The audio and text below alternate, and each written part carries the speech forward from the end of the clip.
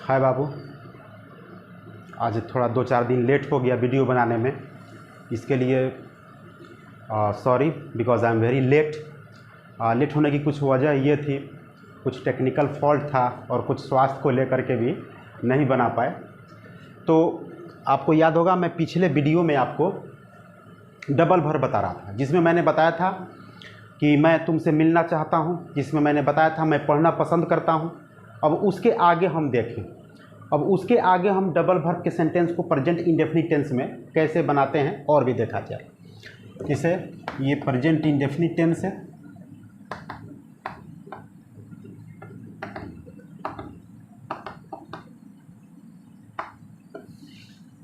अब देखिए मैं साइकिल चलाना जानता हूँ। इसको थोड़ा सा गौर कीजिएगा। मैं साइकिल चलाना जानता हूँ। अब देखो बाबू, यहाँ पर दो क्रिया, चलाना और जानना। इसको थोड़ा आप गौर करेंगे, आप इसको कैसे बनाएंगे। आप इसको ये भी कह सकते हैं कि मुझे साइकिल चलाना आता है। आप इसको ये भी कह सकते हैं कि मुझे साइकिल चलाने आता है, मुझे साइकिल चलाने आता है। आप ऐसे भी, मैं जानता हूँ चाहे मुझे आता है, बात एक ही हुई। तो मैं साइकिल चलाना जानता हूँ चाहे मुझे साइकिल चलाने आता है। अब देखिए, अब कोई चीज़ आप जानते हैं, जब किसी सेंटेंस में एक ही क्रिया हो जानना, तो नो, आई नो यू, मैं आपको जानता हूँ। लेकिन जब दो क्रिया है कि मैं साइकिल चलाना जानता हूँ, मैं अंग्रेज़ी बोलना जानता हूँ, मैं बड़ों से बात करना जानता हूँ, इस तरह से आ जाए बात, तो इस तरह से सेंटेंसेज आ जाएं, तो आप उसको कैसे बनाएं। आप सब्जेक्ट रखिए, तब आप V1 या V5 पहले आप उस क्रिया को रखिए जो टेंस का पहचान देती है। तब उसके बाद आप हाउ लिखिए, हाउ, और तब जो दूसरी क्रिया होगी आप उसको इन्फिनेटिव के रूप में लिखिए, उसके पहले टू लगा दीजिए। अब देखिए, मैं साइकिल चलाना जानता हूँ, सबसे पहले सब्जेक्ट आई। उसके बाद हमने कहा था ना कि जब आपके सामने कोई लंबा सेंटेंस आए तो सब्जेक्ट लिखिए, उसके बाद सीधा आप यहाँ से उल्टा चलना शुरू कीजिए।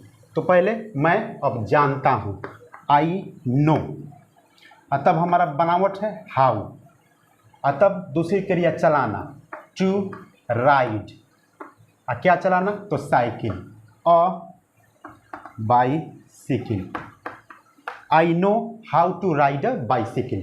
आप इस तरह से बना सकते हैं, I know how to ride a bicycle, मैं साइकिल चलाना जानता हूँ या मुझे साइकिल चलाने आता है। फिर से गौर कीजिएगा, सब्जेक्ट है तो हमने सब्जेक्ट लिखा आई, उसके बाद वो क्रिया जो टेंस का पहचान देगी, आई नो, और तब उसके बाद हाउ, और तब इन्फिनेटिव दूसरी क्रिया, यानी टू राइड अ बाईसिकल। आप अगर हाउ नहीं लगाना चाहते हैं, हाउ टू नहीं लगाना चाहते हैं, तो आप इसको ऐसे भी बना सकते हैं, आई नो, आप हाउ टू को हटा देते हैं तो दूसरी क्रिया जो बच जाएगी राइड, उसमें आप ING लगा दीजिए, I know riding a bicycle. आप ऐसे भी बना सकते हैं, आई नो राइडिंग अ बाईसिकल। अब इस तरह से आप बहुत सारे सेंटेंसेस को बना सकते हैं। ये स्ट्रक्चर है आपका। अब इस पर मैं साइकिल चलाना जानता हूँ, I know how to ride a bicycle. मैं अंग्रेजी बोलना जानता हूँ, I know how to speak English, या आई नो स्पीकिंग इंग्लिश। इस तरह से आप बना सकते हैं। अब इसका निगेटिव सेंटेंस भी आप देख लीजिए, निगेटिव। अब इसे देखिए, वह गीत गाना नहीं जानती है, वह गीत गाना नहीं जानती, चाहे उसे गीत गाना नहीं आता है। तो सब्जेक्ट, अब प्रेजेंट इंडेफिनिट है तो डू या does, plus not, plus V1, plus वही how, plus infinitive, how plus infinitive. तो वह गीत गाना नहीं जानती है, चाहे उसे गीत गाना नहीं आता है। तो she doesn't know how to sing a song. आप इसको बनाएंगे, she does not know how to sing a song, she doesn't know how to sing a song. आप हाउ टू इसमें भी नहीं लगाना चाहते हैं तो ऐसे बनाइए, she does not know singing a song. आप ऐसे भी बना सकते हैं, she does not know singing a song, चाहे she doesn't know how to Singh a song. अब आप ऐसे बहुत सारे सेंटेंसेस बना सकते हैं। मुझे साइकिल चलाना नहीं आता है, I don't know how to ride a bicycle, I don't know riding a bicycle. इस तरह से मुझे अंग्रेजी बोलने नहीं आता है, I don't know how to speak English, या I don't know speaking English. मुझे लड़कियों से बात करना नहीं आता है, I don't know how to talk to the girls. इस तरह से आप बना सकते हैं। तो उसे बड़ों की इज्जत करना नहीं आता है, he doesn't know how to respect the elders. उसे माता पिता की इज्जत करना नहीं आता है, he doesn't know how to respect his parents. इस तरह से आप बना सकते हैं। तो मुझे नहीं लगता कि इसमें आपको कोई दिक्कत होगी। अब इंट्रोगेटिव होगा तो डू डज बाहर निकाल लीजिएगा। क्या तुम्हें साइकिल चलाने आता है, do you know how to ride a bicycle. क्या तुम्हें कार चलाने आता है, do you know how to drive a car. इस तरह से आप बना सकते हैं। तो मुझे नहीं लगता कि इसमें कोई दिक्कत आपको होगी। तो ये दूसरा आज आपका मैंने डबल वर्ब बताया। और आगे देखते हैं। ये इसको आप टाइप 2 मान लीजिए। उसमें हमने आपको टाइप 1 बताया था, अब इसको आप टाइप 2 मान लीजिए। अब इसके आगे हम बढ़ते हैं, अगला बताते हैं और भी कैसे डबल वर्ब के सेंटेंस आप बना सकते हैं। अब आप इसे अगला टाइप 3 मान लीजिए। टाइप 3 देखो बाबू, अगर प्रेजेंट इंडेफिनिट टेंस में कोई ऐसा सेंटेंस मिलता है जिसके अंत में जैसे ता रहता है, ती रहती है, ते रहते हैं इत्यादि हो, जिससे ये पता चले कि कोई व्यक्ति का काम होते रहता है, किसी व्यक्ति का कोई काम जारी रहता है। तो देखिए उसको कैसे बनाते हैं। जैसे यहाँ पर सेंटेंस लीजिए कि वह पढ़ता रहता है, वह पढ़ता रहता है। इस सेंटेंस पर गौर किया जाए, वह पढ़ता रहता है। इसमें दो क्रिया है, एक तो वो पढ़ता है और दूसरा रहता है, यानी उसका काम कंटिन्यू रहता है। ये इस रहना से ये सेंस हो रहा है कि उसका काम कंटिन्यू रहता है। तो वह पढ़ता रहता है। तो अब यहाँ पर अब इसका स्ट्रक्चर देखिए कैसे होगा। आप इसको भी दो तरीके से बना सकते हैं। सब्जेक्ट रखिए, उसके बाद ये हमने शुरू में ही बताया कि जब भी आप डबल वर्ब का सेंटेंस बनाएं तो लास्ट वाली क्रिया पहले उठाएंगे टेंस के अनुसार, उसके बाद जो दूसरी क्रिया है उसको उठाएंगे। तो हम इसको उठाएंगे, पढ़ता रहता है, इसको उठाएंगे। तो यहाँ रहना का मतलब कि कंटिन्यू, गो ऑन, ये इसका सेंस है। तो आप इसे कंटिन्यू से भी बना सकते हैं, कंटिन्यू। सब्जेक्ट के अनुसार आप इसमें एस लगा सकते हैं और दूसरी क्रिया जो होगी इन्फिनेटिव पे रख सकते हैं। दूसरी क्रिया इन्फिनेटिव। तो वह पढ़ता रहता है, तो ही कंटिन्यूज टू रीड।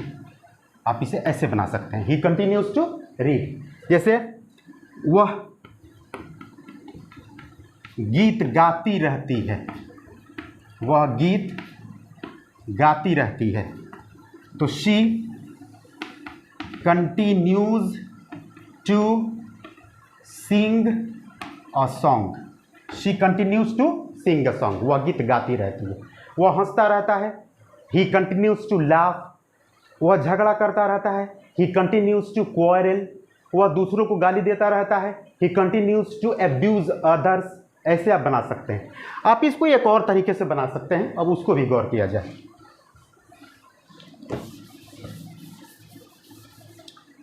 देखिए एक आता है गो ऑन। गो ऑन का मतलब होता है कोई काम जारी रखना, होते रहना। तो आप इसको बना सकते हैं सब्जेक्ट प्लस गो। आप सब्जेक्ट के अनुसार आप इसमें ईएस लगा सकते हैं, ऑन। अब प्लस जब गो ऑन से बनाइएगा तो जो दूसरी क्रिया होगी वो जीरंड के रूप में होगी, यानी उसमें आईएनजी लगेगा। तो यहाँ पर है कि वह पढ़ता रहता है, तो ही गोज ऑन रीडिंग। वह पढ़ता रहता है, ही गोज ऑन रीडिंग। इस तरह से आप गोज ऑन से भी कंटिन्यू से भी बना सकते हैं। जैसे मैं हंसता रहता हूँ, मैं हंसता रहता हूँ। तो आई गो ऑन लाफिंग। मैं हंसता रहता हूँ। इस तरह से आप बना सकते हैं। जैसे बच्चे हल्ला करते रहते हैं, the children go on making a noise. लड़कियां हल्ला करती रहती हैं, तो girls go on making a noise. इस तरह से आप बना सकते हैं। वह झगड़ा करता रहता है, ही गोज ऑन क्वारलिंग। तो मुझे नहीं लगता कि इसमें कोई आपको दिक्कत होगा। तो आपके सामने कोई ऐसा सेंटेंस मिले जिससे लगे कि कोई काम होते रहता है, कंटिन्यू है, तो आप उसे दो तरीके से बना सकते हैं। एक आप उसको बना सकते हैं कंटिन्यू से और दूसरा गो ऑन से बना सकते हैं। तो मुझे नहीं लगता कि इसमें कोई दिक्कत होगा। अब जैसे क्या वह गीत गाती रहती है, तो does she go on singing a song, क्या तुम नाचते रहते हो, तो do you go on dancing, इस तरह से आप बना सकते हैं। तो इसमें भी मुझे नहीं लगता कोई दिक्कत है। अब आप इस पर पूरा प्रैक्टिस कीजिए, जितना ही आपको सेंटेंस मिलता है उतना सेंटेंस अपने आप से ट्राई कीजिए, अपने आप से बनाइए। देखिए अंग्रेज़ी के बारे में कहा जाता है, थोड़ा सा भी आपके अंदर ये शौक है कुछ सीखने का, कुछ बोलने का, तो मतलब प्रैक्टिस सबसे इंपॉर्टेंट है। The more you practice the more you learn. जितना आप प्रैक्टिस करेंगे उतना ही आप सीखेंगे। थोड़ा सा भी आप प्रैक्टिस में बैक होंगे आपको दिक्कत होगी। तो ऐसे ऐसे ट्रांसलेशंस को आप पूरा का पूरा बनाइए। क्या तुम पढ़ते रहते हो, do you go on reading, क्या वह खेलती रहती है, does she go on playing, या does she continue to play, इस तरह से आप बना सकते हैं। तो ऐसे में मुझे नहीं लगता कि इसमें कोई दिक्कत आपको होगी। तो ये आपका कंटिन्यू से वह पढ़ता रहता है, ही गोज ऑन रीडिंग, चाहे ही कंटिन्यूज टू रीड, ये बना सकते हैं। ये रहा आपका टाइप 3। अब हम आपको अगला टाइप 4 बताते हैं इसी तरह सेंटेंस पर, कि अब यही सेंटेंस देखिए, अब इसी तरह से हम आपको अगला बता रहे हैं। अब चलिए अब हम आपको अगला इसका टाइप 4 बता रहे हैं कि आप टाइप 4 कैसे बना सकते हैं। देखिए इसमें ये देखिए, वह पढ़ता ही रहता है, वह पढ़ता ही रहता है। आप इस पर गौर कीजिए। अभी मैंने आपको सेंटेंस बताया कि वह पढ़ता रहता है, लेकिन उसमें और इसमें क्या अंतर है, सिर्फ ही का अंतर है कि वह पढ़ता ही रहता है। देखिए दोनों में क्या है, अगर है सेंटेंस कि वह पढ़ता रहता है, इसका मतलब कि उसका काम कंटिन्यू रहता है, ये मतलब जब देखो बेचारा पढ़ता है। लेकिन यहाँ है कि वह पढ़ता ही रहता है, तो ये निगेटिव सेंस दे रहा है। इसका मतलब कि वह पढ़ने के सिवाय कुछ नहीं करता है। जैसे वह सोता ही रहता है तो सोने के सिवाय कुछ नहीं करता है। जैसे कि वह गीत गाता ही रहता है तो वह गीत गाने के सिवाय कुछ नहीं करता है। वह पढ़ाता ही रहता है तो पढ़ाने के सिवाय कुछ नहीं करता है। तो जब ऐसे ही आ जाए किसी सेंटेंस के अंत में, कोई ऐसा प्रेजेंट इंडेफिनिट टेंस का सेंटेंस मिले जिसके अंत में ता ही रहता है, ती ही रहती है, ते ही रहते हैं, ये सब आता है। जैसे हम लोग गीत गाते ही रहते हैं, वह दौड़ता ही रहता है, मेरी माँ खाना बनाती ही रहती है, तो ही रहती है, ता ही रहती है, ता ही रहता है, ये सब आए तो इसे निगेटिव सेंस का बोध होता है। तो देखिए इसको आप कैसे बनाएं। तो अंग्रेजी में आता है डू नथिंग बट, इसको गौर कीजिए। डू नथिंग बट का मतलब होता है के सिवाय। तो डू नथिंग बट, के सिवाय कुछ नहीं करना, इसका अर्थ क्या हो गया, डू नथिंग बट, यानी के सिवाय कुछ नहीं करना। अब इसके साथ आप जो क्रिया लगा दीजिएगा उसी के सिवाय कुछ नहीं करना। जैसे डू नथिंग बट रीड, तो पढ़ने के सिवाय कुछ नहीं करना। डू नथिंग बट प्ले, तो खेलने के सिवाय कुछ नहीं करना। डू नथिंग बट गॉसिप, तो बकवास करने के सिवाय कुछ नहीं करना। तो जो इसके साथ आप क्रिया लगाएंगे उसी के सिवाय कुछ नहीं करना, ये इसका सेंस होगा। तो ये सेंटेंस देखने में अफर्मेटिव लग रहा है लेकिन है ये निगेटिव। वह पढ़ता ही रहता है, इसका मतलब कि वह पढ़ने के सिवाय कुछ नहीं करता है। तो देखिए इस सेंटेंस को कैसे बनाते हैं हम लोग। इसका स्ट्रक्चर देखिए, सब्जेक्ट रखिएगा, उसके बाद से सब्जेक्ट के अनुसार डू या डज रखिएगा, इसके तुरंत बाद आप नथिंग लगाइएगा और तब बट कीजिएगा और तब जो क्रिया V1, जो क्रिया पढ़ना, ये बच गया। ही रहता है के लिए हमने नथिंग बट लगा दिया, do nothing but, does nothing but, और उसके बाद पढ़ना के लिए हमने V1 लगा दिया यहाँ पर। तो देखिए वह पढ़ता ही रहता है, तो इसका मतलब हुआ कि he does nothing but read, he does nothing but read, वह पढ़ता ही रहता है। जैसे वह गीत गाती ही रहती है, वह गीत गाती ही रहती है, तो she does nothing but sing a song, वह गीत गाती ही रहती है। She does nothing but sing a song. जैसे मैं खेलता ही रहता हूँ, I do nothing but play, जब आई तो डू लगाएंगे, I do nothing but play. तुम झगड़ा करते ही रहते हो यार, you do nothing but quarrel, जब देखो तुम झगड़ा करते रहते हो तो झगड़ा ही करते रहते हो। तो ये सेंस, ये देखने में सेंटेंस अफर्मेटिव है लेकिन रियल में ये निगेटिव है, इसलिए हमने यहाँ पे नथिंग लगाया। अब आप इसको निगेटिव नहीं बना सकते, ऐसा नहीं होगा कि वो पढ़ता ही नहीं रहता है, ऐसे नहीं होगा। अब आप एक्स्ट्रा नॉट नहीं लाएंगे। अब आप इसका इंट्रोगेटिव बना सकते हैं। जैसे इंट्रोगेटिव कैसे बना सकते हैं ये देखिए, इंट्रोगेटिव में थोड़ा सा लोग गलती कर देते हैं, इंट्रोगेटिव बनाने में गलती कर देते हैं, लेकिन इसको आप ध्यान दीजिएगा कैसे बनेगा इंट्रोगेटिव। जैसे देखिए, क्या तुम खेलते ही रहते हो?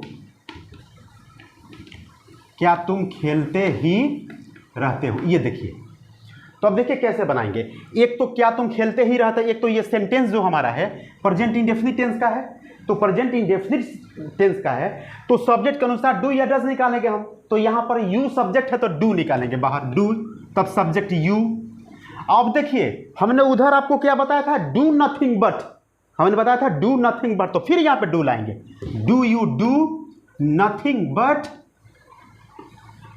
प्ले। क्या तुम खेलते रहते हो, क्या तुम खेलते ही रहते हो? देखिए यहीं पर कंफ्यूजन हो जाता है। डू, हम क्या करते हैं, बच्चे क्या करते हैं, आपसे मिस्टेक क्या होती है, गलती क्या होती है कि जब हम लोग यहाँ डू लगा देते हैं तो यहाँ से डू हटा देते हैं, do you nothing but play, यही आप मिस्टेक कर दिए। ये डू हमेशा इसके साथ रहेगा, डू नथिंग बट, इसका मतलब कि के सिवाय कुछ नहीं करना, वो रहेगा करना, के सिवाय कुछ नहीं करना। तो डू ये आया प्रेजेंट इंडेफिनिट टेंस है, तो ये टेंस के अनुसार सहायक क्रिया बन के बाहर निकला, डू डज बन के। ये जो डू है वो नथिंग बट के साथ, जैसे क्या हुआ, जैसे क्या तुम्हारी माँ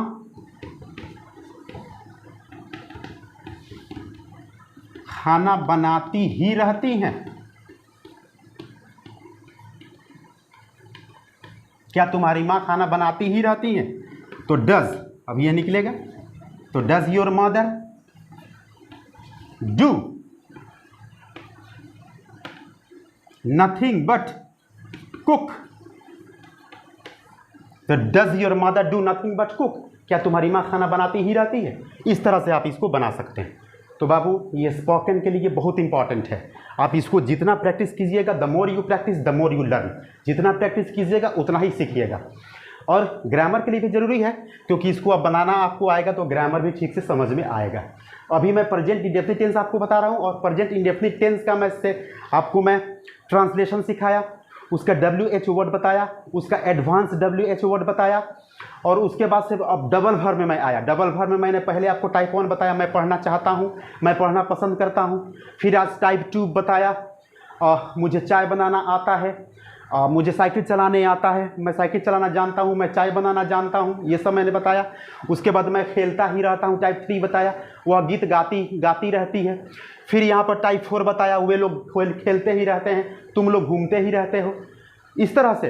तो अब इसमें मुझे नहीं लगता कि कोई कन्फ्यूज़न आपको होगी। अब इस पर किसी भी तरह का सेंटेंस बना सकते हैं आप, जैसे वह क्यों खेलता ही रहता है, तो why does he do nothing but play, वह क्यों घूमता ही रहता है, तो why does he do nothing but walk या मूव या वॉन्डर, कुछ भी लगा सकते हैं आप। तो क्यों घूमता ही रहता है, तुम क्यों हमेशा झगड़ा करते रहते हो यार, तो तुम क्यों हम झगड़ा ही करते ही रहते हो, तो why do you do nothing but quarrel, इस तरह से आप बना सकते हैं। तो अब इसमें कोई दिक्कत हो, कोई कन्फ्यूज़न हो तो आप बिल्कुल कमेंट बॉक्स में मुझे बताइएगा बाबू, और मैं बिल्कुल आपके जो भी सवाल होंगे, जो भी क्वेश्चन होंगे उसको मैं हल करूंगा। और जो भी नए बच्चे होंगे आप इसको ज़रूर सब्सक्राइब कीजिएगा चैनल को, और लाइक और शेयर ज़रूर कीजिएगा। और अभी ये शुरुआत है, इसमें और भी बहुत है जो मैं आपको आगे बताऊंगा, फिर मैं अगले वीडियो में लेकर के आऊँगा। मैंने पहले ही आपको बताया कि कुछ स्वास्थ्य को लेकर मैं 2-3 दिन से कुछ स्वास्थ्य को लेकर बहुत परेशान था, इसलिए मैं वीडियो नहीं बना पाया। इसके लिए मतलब सॉरी, मैंने आपसे कहा because I am being very late, मुझे थोड़ी देर हुई, इसके लिए सॉरी है, क्योंकि सेहत से मैं अच्छा नहीं था। अब कंटिन्यू आपको वीडियो मिलता चलेगा, फिर मैं अगले क्लास में कल लेकर के आपके सामने आऊँगा। अब आप इसको ठीक से बनाइए, ठीक से प्रैक्टिस कीजिए, और जहाँ भी आपको कोई दिक्कत हो बेहिचक आप पूछिए, कोई भी कन्फ्यूज़न हो बेहिचक पूछिए। जय हिंद, फिर मिलते हैं।